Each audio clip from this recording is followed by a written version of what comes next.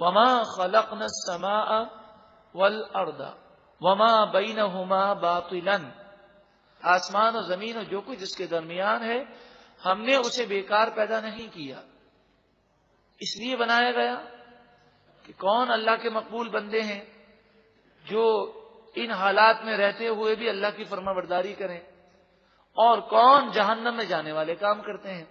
اچھوں کا صلہ اچھا ہے اور بروں کا انجام برا ہے۔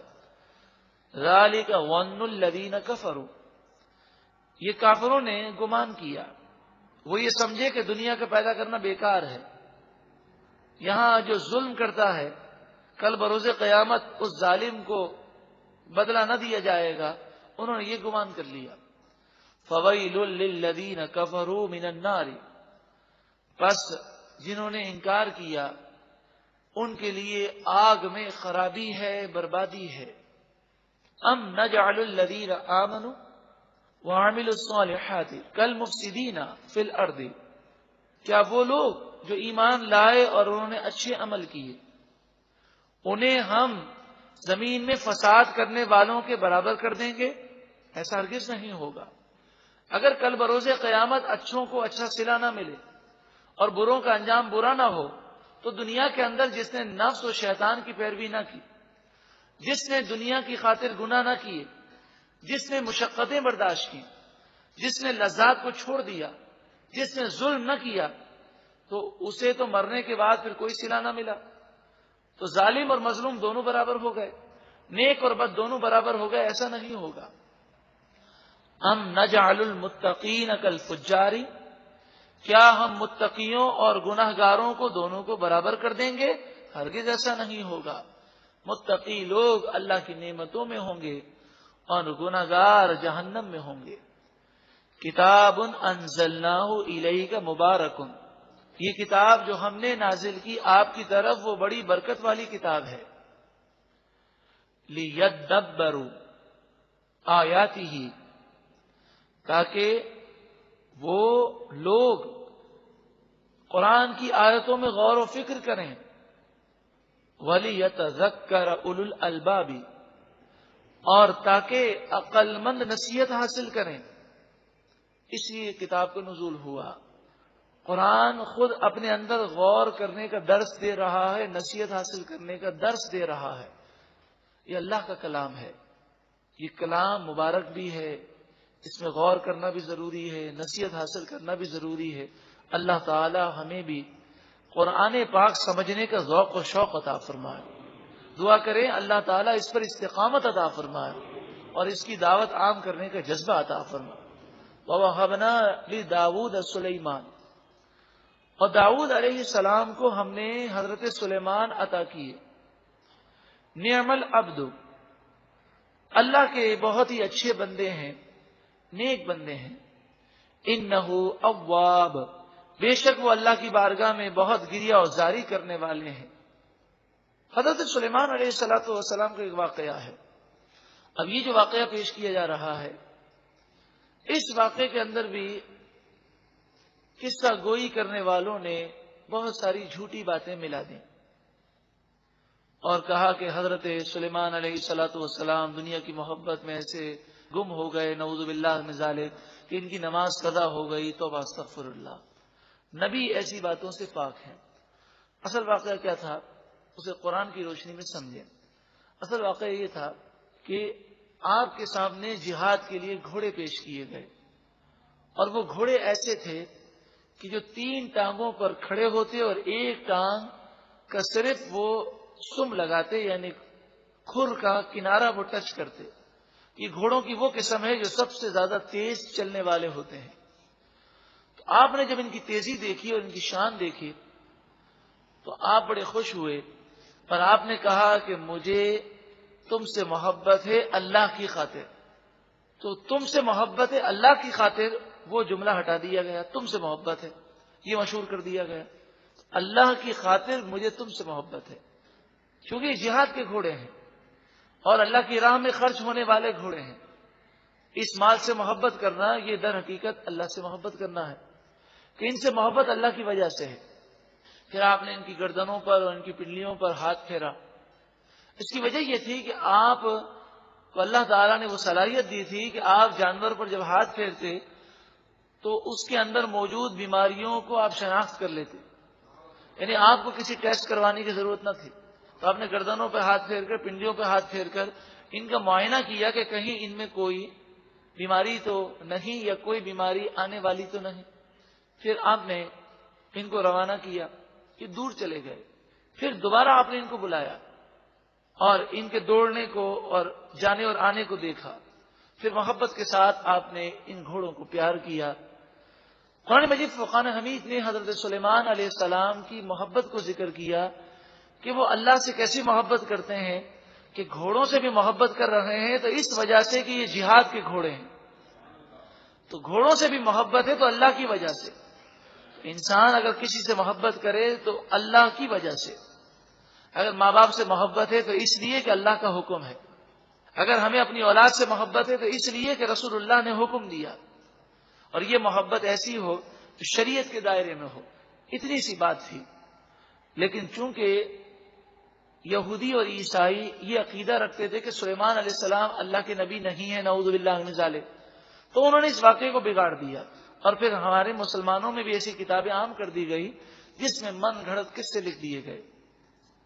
اذ عرض علیہ بالعشی الصافنات الجیاد. جب حضرت سلیمان علیہ السلام کے سامنے شام کے وقت، عشی سے مراد ہے تیسرے پہر، صافنات وہ گھوڑے پیش کیے گئے جو 3 ٹانگوں پر کھڑے رہنے والے ہیں. ایک ٹانگ کا وہ کھر جو ہے وہ صرف ٹچ کرتے ہیں. یہ ان گھوڑوں کی علامت ہے جو دوڑنے کے لیے بالکل تیار ہوتے ہیں. الجیاد بہت تیز دوڑنے والے. فقال بس آپ نے فرمایا انی احببت، بے شک میں محبت کرتا ہوں، حب الخیر، اس مال سے بہت اچھی طرح محبت کرتا ہوں. کیوں؟ عن ذکر ربی، میرے رب کی یاد کی وجہ سے. میرے رب سے محبت کرنے کی وجہ سے میں جہاد کے گھوڑوں سے محبت کرتا ہوں. حتی توارت بالحجاب، یہاں تک کہ وہ گھوڑے روانہ ہوئے اور دور حجاب میں چھپ گئے. یعنی جب دور میدان میں گھوڑے جائیں تو وہ نگاہوں سے اوجھل ہو جاتے ہیں. ردوها علیہ، آپ نے فرمایا گھوڑے میرے پاس واپس لاؤ. پھر گھوڑے آئے، ان کی دوڑ اور ان کی طاقت کو جب آپ نے دیکھا، فتفقا، پس آپ پھیرنے لگے، مسحن چھونے لگے اور ہاتھ پھیرنے لگے، بالسوقی گھوڑے کی پنڈلیوں پر، والاعناقی اور گھوڑے کی گردنوں پر. اب ایک دوسرا واقعہ ہے. واقعہ یہ تھا کہ حضرت سلیمان علیہ الصلاۃ والسلام کہ یہاں پر ایک بچے کی ولادت ہوئی جو عجیب الخلقت تھا، وہ نامکمل بچہ تھا. تو حضرت سلیمان علیہ الصلاۃ والسلام نے یہ کہا تھا کہ میرے یہاں بچے کی ولادت ہوگی تو میں اسے مجاہد اسلام بناؤں گا. اور آپ کی جتنی زوجہ تھیں، آپ نے کہا تھا کہ ان سے جتنے بچے پیدا ہوں گے میں سب کو اسلام کا مجاہد بناؤں گا. اس وقت آپ کی توجہ نہ رہی، آپ کسی جہاد کے یا دینی معاملات میں مشغول تھے. انشاءاللہ کہنے سے آپ کی زبان رک گئی، یعنی آپ انشاءاللہ کہنے کی طرف آپ کی توجہ نہ تھی. تو آپ کے یہاں صرف ایک بچے کی ولادت ہوئی جو کہ وہ ناتمام تھا. اللہ کے نیک بندے وہ فوراً متوجہ ہو جاتے ہیں. تو آپ اللہ کی بارگاہ میں سجدہ ریز ہو گئے اور آپ کو یاد دلایا گیا کہ آپ انشاءاللہ کہنا بھول گئے. اب آپ بتائیے کہ اگر ہم نے روزہ رکھا ہو اور ہم بھول کر کھا پی لیں تو ہم پہ کوئی گناہ ہے؟ ہرگز نہیں. تو کوئی بھول جائے تو اس میں کوئی گناہ نہیں ہے. مگر انشاءاللہ کس قدر اہم ہے، اور ہر کام میں جو جائز ہو ہمیں انشاءاللہ کہنا چاہیے، اس کی اہمیت بتانے کے لیے واقعہ ہے. بات اتنی سی تھی اور نعوذ باللہ من ذالک یہودیوں عیسائیوں نے اس بات کو اس طرح گھمایا، کہا کہ حضرت سلیمان علیہ السلام نے ایک دن غرور کیا تو جب غرور کیا تو اللہ تعالیٰ نے ان کی سلطنت ان سے چھین لی، اور ایک جن حضرت سلیمان علیہ السلام کی شکل بنا کر کرسی پر بیٹھ گیا، اور حضرت سلیمان علیہ السلام کی جب کرسی پہ بیٹھ گیا تو پوری حکومت اس کے قابو میں آ گئی، اور اس طرح کی انہوں نے باتیں کہیں، کیونکہ یہودیوں عیسائیوں کا عقیدہ یہ تھا کہ حضرت سلیمان علیہ السلام کی کرسی کے نیچے جادو کے منتر تھے، تو آپ کرسی پہ بیٹھ کر ان جادو کے زور پر حکومت کرتے تھے، نعوذ باللہ من ذالک۔ تو اس لیے انہوں نے من گھڑت یہ بات پھیلا دی، توریت اور انجیل انہوں نے تحریفیں کی، اور مسلمانوں میں بھی ایسے ہی من گھڑت قصے عام کر دیے گئے۔ وَلَقَدْ فَتَنَّا سُلَيْمَانَ، اور بے شک ہم نے سلیمان علیہ السلام کو آزمایا، کہ کبھی کوئی پریشانی آ جائے تو یہ بھی اللہ کی آزمائش ہے، تو آپ نے پریشانی میں اللہ کی طرف رجوع کیا، ہمیں بھی چاہیے کہ مصیبت میں اللہ کی طرف رجوع کریں۔ وَأَلْقَيْنَا عَلَى كُرْسِيِّهِ جَسَدًا، اور ہم نے ان کے تخت پر ایک بے جان جسم کو ڈال دیا، یعنی وہ بچہ جو آپ کے تخت پر لا کر رکھا گیا کہ جو ناتمام پیدا ہوا، ثم اناب، پھر آپ نے اللہ کی بارگاہ میں رجوع کیا۔ جب اللہ کے نیک بندوں پر کوئی پریشانی آتی ہے تو وہ واویلا نہیں کرتے، وہ اللہ کی بارگاہ میں صبر کرتے ہیں اور زیادہ اللہ کو یاد کرتے ہیں۔ قال رب اغفر لی، عرض کیے پروردگار تو مجھے معاف فرما۔ اللہ کے نیک بندے نیک ہونے کے باوجود معافی مانگتے ہیں۔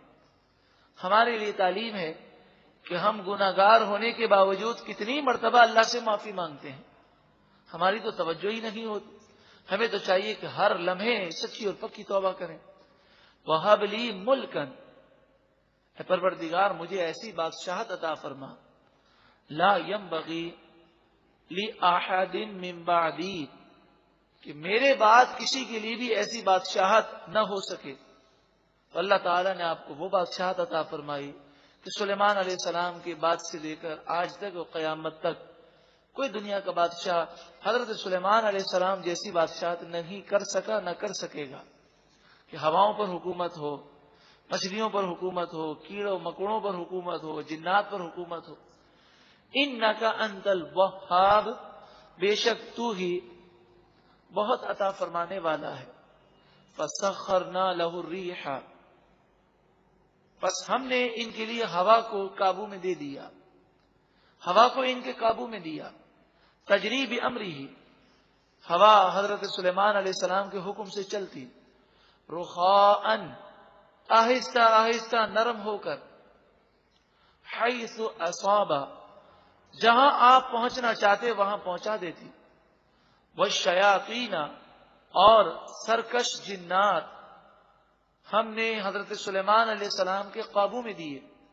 کل بناء، وہ ہر قسم کی عمارت کو تعمیر کرنے والے تھے، وغواص، اور دریاؤں میں سمندروں میں غوطہ لگانے والے تھے، جو آپ کے لیے ہیرے جواہرات دریا اور سمندر سے لے کر آتے۔ وآخرین، اور کچھ سرکش جنات شیاطین وہ تھے، مقرنین فی الاسفاد، جو زنجیروں میں جکڑے ہوئے تھے۔ حضرت سلیمان علیہ السلام نے ان کو جکڑ دیا تھا کہ جنہوں نے آپ کے حکم کی نافرمانی کی آپ انہیں سزا کے طور پر زنجیروں سے جکڑ دیتے۔ ھذا عطاؤنا، یہ ہماری عطا ہے، یہ ہمارا کرم ہے۔ معلوم یہ ہوا کہ انبیاء، اولیاء، فرشتوں کو جو قدرت و طاقت ہے وہ اللہ کی عطا سے ہے۔ فمنن، آپ کو اختیار ہے، آپ جس پر چاہیں احسان کریں، او امسک بغیر حساب، یا جس سے چاہیں مال کو روک دیں اور اسے نعمتوں سے محروم کریں، بغیر حساب و کتاب کے آپ کو اس چیز کا اختیار دیا گیا۔ وَإِنَّ لَهُ عِندَنَا لَزُلْفَىٰ، اور بے شک حضرت سلیمان علیہ السلام ہمارے نزدیک بہت قرب رکھنے والے ہیں، وحسن مآب، اور بہت اچھا ٹھکانہ رکھنے والے ہیں۔ جس نبی کی اتنی تعریفیں قرآن نے بیان کی، کیا ایسی بات ہو سکتی ہے کہ دنیا کی خاطر ان کی نماز قضا ہو جائے؟ یا ایسا ہو سکتا ہے کہ وہ کبھی اپنی حکومت پر غرور و تکبر کریں؟ یہ تو سوال ہی پیدا نہیں ہوتا۔ اللہ تبارک و تعالی ہمارے دلوں میں انبیاء کی محبت اور عقیدت عطا فرمائے. بے ادبی کرنے والوں کی شر سے اور ان کی باتیں سننے سے اور ان سے متاثر ہونے سے اللہ تعالی ہم سب کو محفوظ فرمائے، ہم سب کے ایمان کی حفاظت فرمائے.